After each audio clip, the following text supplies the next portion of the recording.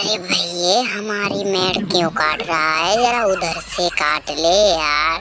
तू तो बिल्कुल हमारा खेत ही काटने पर उतर आया है। अरे चाचा, मैं अपना खेत ही काट रहा हूँ, तुम्हारा कहाँ काट रहा हूँ जो तुम ऐसे घबरा रहे हो। अरे चाचा, मैं अपना ही काटूंगा, बस तुम्हारा नहीं काटूंगा।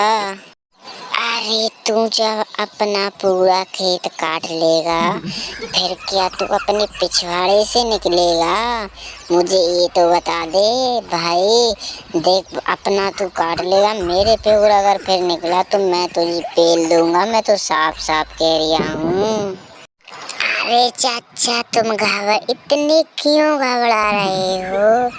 मैं अपना खेत को सबसे अलग कर रहा हूँ क्योंकि मुझे निकलना ही नहीं है।